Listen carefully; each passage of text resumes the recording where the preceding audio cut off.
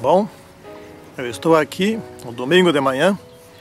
Hoje é 9 de março. 9 de março de 2014, né? Pronto já para fazer o vídeo da lição número 2 do segundo trimestre de 2014, certo? E nesse trimestre em que se inicia a Copa do Mundo. Sobre a Copa do Mundo mais adiante nós vamos falar também alguma coisa, quando chegar mais próximo. Nós já éramos torcedores de time de futebol.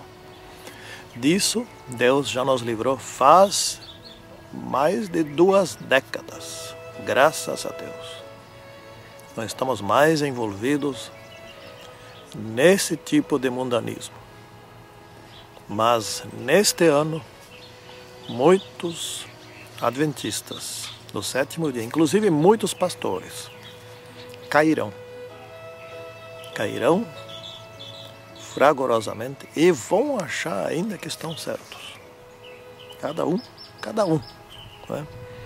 Então nós estamos aqui estudando sobre Cristo e a lei de Moisés. A relação entre Cristo e a lei de Moisés. Né? Vamos fazer nossa tradicional oração para esse estudo. Santíssimo Deus que estás nos céus, queremos que Tu estejas conosco nesse estudo, que Tu nos dês a Tua instrução e que nós possamos ser obedientes a Ti, tal como Cristo foi obediente aos mandamentos, inclusive obediente à lei que Ele mesmo escreveu com seu dedo 2 vezes. E também foi obediente às leis rituais, cerimoniais, às leis civis e todas as leis que havia, desde os seus pais e também em sua vida. Santíssimo Deus, que nós também sejamos obedientes a tudo aquilo que Tu requeres de nós. Em nome do Senhor Jesus Cristo. Amém. Muito bem. Então aqui diz o seguinte: se de fato cresceis em Moisés, também crereis em mim, porquanto ele escreveu a meu respeito. João 5, versículo 46, né? Que Jesus estava dizendo com esse verso? Muito simples de entender. Jesus estava sendo acusado de falso, fraudulento, né? Que ele não era o Filho de Deus. Ele estava ali cometendo infâmias, estava enganando, né? E eles acusavam Jesus Cristo de que ele não seguia as tradições, né, dos anciãos, que se fundamentaram em cima das leis de Moisés. Então, eram 613 leis que formavam a grande tradição dos anciãos, né? Então Jesus disse uma coisa que eles não tinham como refutar. Se vocês creem nas leis de Moisés, como dizem que creem, então vocês deveriam crer em mim também, porque Moisés escreveu a meu respeito, né? Então, na verdade, vocês não creem nem em Moisés e nem em mim, ou nem em mim e nem em Moisés, porque Moisés testemunhou a respeito de Jesus. Então aqui tem uma tremenda contradição. Eles exigiam de Jesus obediência aos seus rituais, né? Muitas coisas que eles inventaram. Por exemplo, lavar as mãos antes das refeições. O que tem de errado em lavar as mãos antes das refeições? Né? É bem pelo contrário, é ótimo, é bom. É um procedimento de saúde, né, de cuidado para não ficar doente. né? Então é importante isso. Só que o problema naquela época não era esse. Não era a questão da saúde. O problema naquela época é que o lavar as mãos era um ritual tão sagrado, tão exigido, que se tornou mais importante que os próprios 10 mandamentos. Então eles ficavam olhando para essas coisas como rituais a serem seguidos, não como um procedimento que, se você não seguir, o inferno não está aí na frente te esperando, não é? Essa é a grande questão. Então, o que aqueles doutores da lei fizeram com o Antigo Testamento? Eles pesquisavam profundamente, debatiam, etc. Até aí não tem nada de errado. Bem pelo contrário, nós, adventistas do sétimo dia, principalmente os jovens, deviam fazer a mesma coisa, né? Só que eles fizeram uma coisa que não deviam ter feito. Regulamentaram a lei, ou seja, burocratizaram a lei, normatizaram, né? Isso quer dizer o seguinte: eles criaram regrinhas e mais regrinhas de como fazer para estar obedecendo 100% a lei. Esse foi o grande problema. E essas regrinhas se tornaram mais importantes que a própria lei. Então, o que eles faziam? Eles acabavam seguindo fielmente essas regrinhas e acabavam criando desobediência em outros pontos. Por exemplo, nós vamos estudar mais adiante, né? Então, aquela história do Corban. Corban está na lição número 3, na próxima semana. Eles dedicavam posses de seus pais à igreja. Então, os pais ficavam sem aquelas posses, né? Isto é uma regrinha que eles criaram. Era uma daquelas 613 normas. E os pais viviam na penúria, né? Até que um dia eles faleciam e eles iam lá, buscavam de volta e deixavam pequena quantidade para a igreja. Cadê o 5º mandamento? Honra teu pai e tua mãe. Essa era uma das questões, né? Então, vamos ver aqui a história de José e Maria. José e Maria, eles obedeceram. Por exemplo, a questão da circuncisão, da dedicação, no caso de Jesus, eles seguiram fielmente, né, a cerimônia da purificação de Maria, seguiram fielmente, fizeram o sacrifício do resgate, né? Eles foram submissos, né? Hoje ainda tem em torno de 30% da população, fui pesquisar, 30% da população mundial é circuncidada. Isso dá em torno de 665 milhões de pessoas. Então, os muçulmanos se circuncidam, né, e os judeus, e alguns outros também. Mas nem todos os muçulmanos, porque o total de muçulmanos é em torno de 1 bilhão e 200 milhões. Então, mais ou menos a metade deles se circuncidam. Ainda tem gente fazendo isso. E é uma prática hoje considerada de saúde, né, saudável. Quem quiser se circuncidar, que não seja para seguir um ritual antigo que já não tem mais valor, não tem problema, né? Bom, depois nós temos as festas judaicas. Jesus obedeceu às festas judaicas. As principais eram os pais asmos, o Pentecostes e os tabernáculos. Mas eles ainda criaram mais de 13 outras festas também. Está no nosso comentário da lição da parte de segunda-feira, né? Então, mas Jesus seguiu fielmente essas festas também, né? De Jesus no templo, quando Jesus fez 12 anos, naqueles tempos, aos 13 anos, era proclamada a maioridade dos judeus, né? Aqui no Brasil são 18 anos, então até 18 anos você pode aprontar o que quiser. Você não vai preso, você é apreendido, né, para ali ser reeducado. Que essa reeducação, ninguém acredita mais nela. Devia ser assim, a ideia é boa, a prática que nem existe, né? Mas naqueles tempos era 13 anos. Então faltava um pouquinho para Jesus completar esses 13 anos, para ele ser considerado adulto.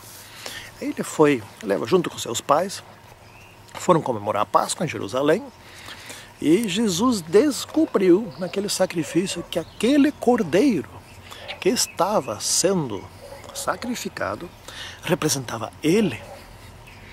E ele estava estudando sobre isso, ele já tinha estudado com sua mãe, com seu pai, não é? Já tinha estudado sobre o sacrifício, etc. Ele estava muito bem inteirado, só não estava ainda sintonizando que era ele. Aí ele descobriu que era ele, foi querer se aprofundar. E foi ali que os sacerdotes começaram a fazer perguntas, e a coisa foi indo, e ficou 3 dias ali fazendo perguntas e debatendo com eles, e se aprofundando, e assim por diante, se municiando, captando informações. E os pais, toda a turma, né, tinham voltado a caminhar, e caminharam um dia todo. À tardinha, quando foram ver onde estava Jesus, pô, eles sempre caminhavam, as crianças caminhavam juntas, todas as crianças estavam lá, menos Jesus. Né? Então eles procuraram, não estava lá. Voltaram mais um dia, caminhando de volta até Jerusalém, para procurar Jesus em Jerusalém, vamos ver onde é que ele está. Né? Não sabiam. E daí procuraram, no terceiro dia procuraram, até que encontraram Jesus aonde? No templo, debatendo os assuntos a respeito da sua missão. Ele não disse para os sacerdotes, eu sou aquele representado, aquele cordeiro. Não, não disse isso. Ele guardou isso no seu coração. Mas daí em diante ele se preparou. Né? Os 12 anos até os 33, ou 31, quando ele começou a pregar, ele se preparou, se aprofundou. Então, teve mais de 2 décadas, né? Em torno de 2 décadas para se preparar. Ele fez com profundidade. Né? A questão dos impostos. Né? Então, por exemplo, Jesus não tinha que pagar o imposto para o templo. Naquele tempo eles estavam reformando o templo e precisava manutenção também, etc. Então eles cobraram uma taxa fixa de cada cidadão para essa finalidade. E chegaram os cobradores dessa taxa e perguntaram para os discípulos, o teu mestre não vai pagar a taxa para o templo? Oh, caramba, o que eles pensavam? Ele ensinava as coisas relacionadas ao templo, a obediência, etc. Ele mesmo não vai pagar? E Pedro, mais que depressa, achou, claro que ele paga, claro. Então Pedro foi falar com Jesus, mas Jesus já sabia da questão. Perguntou para Pedro, os filhos do rei pagam impostos? Pedro, não, o filho do rei não, ele cobra dos cidadãos, mas dos seus próprios filhos ele não cobra. Pois é, mas para que não haja escândalo, vai lá no Lago da Galileia, pesca, o primeiro peixe que você pegar, abra a boca, você vai encontrar ali o suficiente para pagar imposto para mim e para você também. Né? Paga lá e está tudo resolvido. A questão aqui era a seguinte, Jesus era o Filho de Deus. Pensa um pouco, aquele templo foi ele que mandou construir, aquele templo era dedicado a ele. Que ele, Filho de Deus, tinha que pagar imposto do seu próprio templo? O templo pertencia a ele. Mas ele pagou para não criar escândalo, ele mesmo disse isso. Então muitas vezes você tem que fazer certas coisas, fechar um olho, né? Fechar um ouvido, fechar 2 olhos, ou sei lá o que, para não criar problema, para não criar polêmica, para não criar briga, para evitar as questões. Jesus fez isso e pronto, paga aquele ali, pronto, tá resolvido. E obedeceu também, fez isso, né? Aqui na parte de quinta-feira, aplicação da lei. Então vamos ver aqui um caso. Né? Jesus não veio para anular os 10 mandamentos, né? E também não anulou a lei de Moisés. Esta lei, ela durou, ele obedeceu esta lei, ele seguiu esta lei, ele foi o sacrifício, etc. E quando ele foi o sacrifício, a lei por si mesmo se tornou inócua, sem sentido mais, porque ela cumpriu a sua missão. Já os 10 mandamentos, que é a lei moral, que é a lei de como a gente se comporta, né? Esses não tem porquê, né, passarem a inutilidade. Nós vamos ver um fato, aqui um caso de Jesus com relação àquela prostituta. Então trouxeram a prostituta, pegaram ela em flagrante, né? Flagrante quer dizer estavam os 2, ela e o homem. Só não trouxeram o homem. Naquele tempo o machismo era mais ou menos como hoje, talvez até mais, ou nem tanto, mas hoje ainda existe. O homem hoje pode fazer o que quiser, né? E trouxeram só a prostituta. E chegaram para Jesus, ó, pegamos ela em flagrante. E Jesus não perguntou para eles, está aí o homem? Não perguntou. E eles chegaram assim, mestre, a lei de Moisés diz que, nesse caso, ela tem que ser apedrejada até a morte. E tu o que dizes? Então Jesus tinha só duas saídas, segundo eles, né? Mas Jesus encontrou depois uma terceira via. Então, se Jesus mandasse apedrejar, ele estaria seguindo a lei de Moisés. E naqueles tempos, os romanos não permitiam que os judeus matassem alguém, executassem alguém à morte, né? Então ele criaria complicações com os romanos. E se Jesus dissesse, não apedreja ela, deixa ela caminhar, ele criaria problemas com o povo, né? Porque o povo era zeloso pelas leis de Moisés. Então eu não sei como é que eles faziam naqueles tempos, porque certamente por aqueles anos não era uma única prostituta que apareceu por lá, certamente. E não era um único pecado passível de apedrejamento, mas enfim, neste caso eles jogaram abacaxi no colo de Jesus, só para pegar ele, né? E aí Jesus não teve dúvida. Eu gosto disso, eu amo essas saídas de Jesus. Ele não teve dúvida, ele não falou nada, não falou uma palavra, simplesmente se abaixou e começou a escrever no chão e eles nem leram. E daí a pouco eles começaram a insistir, mas como é que é, mestre? E a resposta? Eles estavam pensando assim, e agora nós pegamos ele não tem o que dizer, né? Fica aí rabiscando no chão, etc. Tal. Pegamos ele. Ele continuou escrevendo e disse o seguinte, se alguém de vocês não tiver pecado algum, então atire a primeira pedra. Aí se abaixou quando estava escrevendo. Aí eles começaram a olhar para ver. Isso bateu neles. Pô, caramba. E olharam, estava escrevendo os pecados deles. Tinha ali certamente o nome escrito, tal coisa, outro nome, tal coisa, né? E o mais velho disse, eu aqui vou embora. E se mandou. Ele sabia de tudo, né? E o outro também foi, e foram todos embora. O que aconteceu? Na lei de Moisés dizia o seguinte, que só podia haver condenação por meio de 2 testemunhas, ou 3. Bom, não sobrou nenhuma testemunha, né? Não sobraram 2, nem nenhuma, não sobrou ninguém. Daí Jesus olhou para a mulher e disse, o quê? Como assim? Ninguém te condenou? Não sobraram aqui 2 testemunhas para te condenar? Não sobrou, também não te condeno. Jesus era um só, né? Então ele nem podia condenar. Também não te condeno. Vai e não peques mais. Jesus obedeceu à lei de Moisés, obedeceu à lei romana, obedeceu a todos, né? Isto se chama sabedoria, inteligência superior, né? Achar uma saída para uma situação que aparentemente não existe saída, sem desobedecer. Esse era Jesus. Jesus é fantástico, ele é incrível. Eu acho ele o maior de todos. Por quê? Por que eu acho assim? Porque ele é o maior de todos. Santíssimo Deus, que Jesus possa habitar em nosso coração e que nós tenhamos cada vez mais desta grandiosa sabedoria. Em nome do Senhor Jesus Cristo. Amém. Até o próximo estudo, gente boa.